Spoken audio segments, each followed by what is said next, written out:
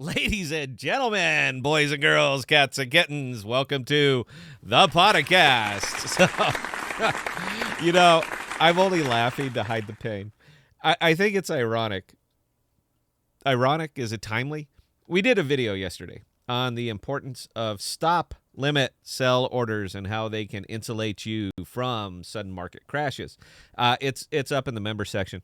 If you are not familiar with them, if you're not familiar with stop limits, today is why it's important to become familiar with them. Just thought I would mention that. So we've been continuing our wargaming session on the live streams and the Discord. If you've never joined us, please do. But one of the things I really love to do with these AMP videos is speculate. For me, I don't invest in a crypto. I invest in a product. And I don't necessarily invest in what the product is doing, but what the product can do. There's a reason that I am so heavy in AMP and getting heavier. It's not for what it's doing, but what it can do. And AMP can do a lot. I have a tendency to walk off the beaten path here on the YouTube. I don't show charts. I don't tell you when to buy or when to sell. It's your money and your business. I just lay out my case, try and illustrate it as best I can, and hope some folks get some takeaways from it. AMP is a super tough sell right now. I mean, it is rough. I have been talking this up for months and months.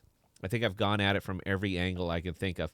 But of all the cryptos in the space right now, whether it's supporting the DeFi, whether it's exchanges, legacy-facing products such as Orchid, or even these carnival coins, which have no case use whatsoever, but folks just keep buying them.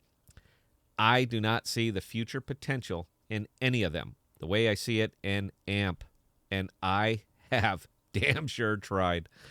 The thing that leads me to my conclusions of what AMP can do, and not necessarily what it is doing, is the little baked-in feature called hypothecation.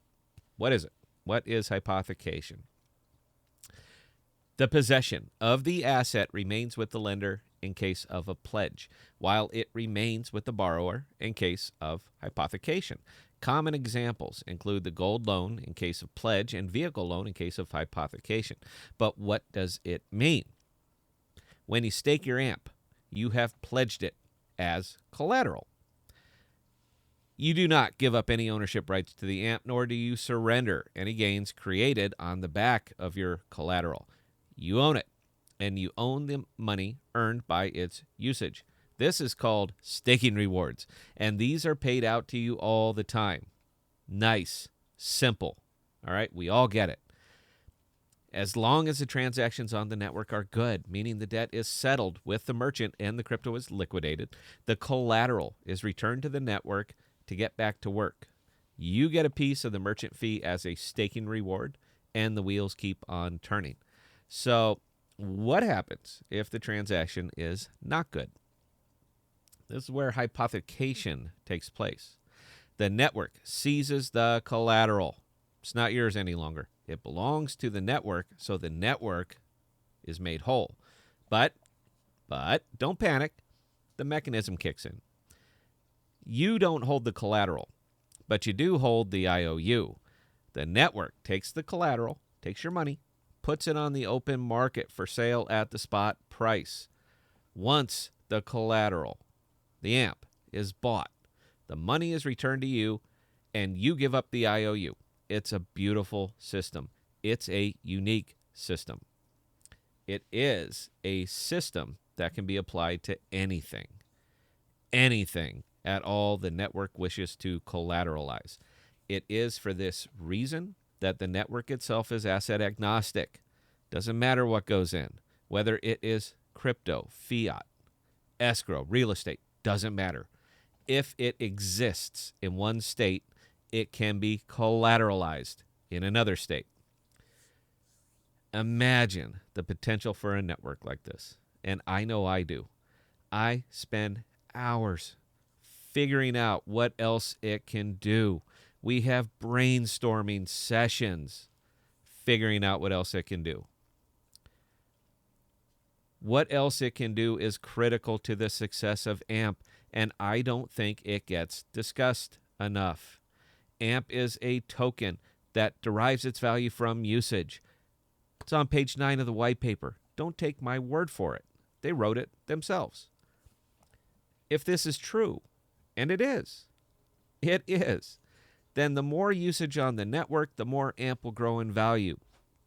Every transaction that occurs on the network comes with an associated cost to the entity utilizing it. You got to pay for quality, folks. That's your money. You are taking the risk. You are guaranteeing the loan. Flexa just included a mechanism to make you whole if it goes south. But it is this very mechanism that gets me so excited. Why include it? Nobody else does. Cody, Alchemy, XRP, Visa, MasterCard, Discover. Nobody includes a mechanism like this, not even close. They put the onus on the consumer, on the merchant, on anyone but themselves. This is what makes AMP unique in the payment space and why it has so much potential to spread to other spaces. I mentioned at the start, I tend to stay off the beaten path. And you know what? I will with this conclusion. Flexa and AMP may be processing crypto spends right now, but there is no way they are going to stay in this space exclusively. A network designed like this, with so much potential in so many other areas of finance, cannot exclusively stay in an area that culturally does not have the value to maintain it at this time. Crypto spends are niche at best. And 5 years from now, they may see more widespread adoption and acceptance, but they will still be the exception rather than the rule. This is why I don't care, and I barely mention competition in the crypto processing space. Let them have their share of it. It is not the end game for AMP, and I have a hard time believing it was the intent. As a proof of concept, I think it's superb. But until and unless the United States and other large countries roll out the central bank digital currencies, crypto spends will remain faddish. But what else can AMP do? That's where the value is. What else can it do?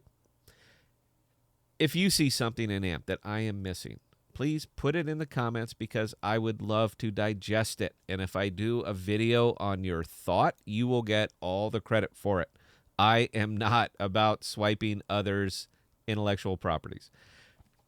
That's what makes this such an interesting and profitable space right now. Lots of eyes seeing the same things, but seeing them in different ways. That's it. I hope you guys enjoyed. If you like open and honest discussion, we do have a Discord. Be safe and be smart with your money. Today is a rough one. Take care, guys.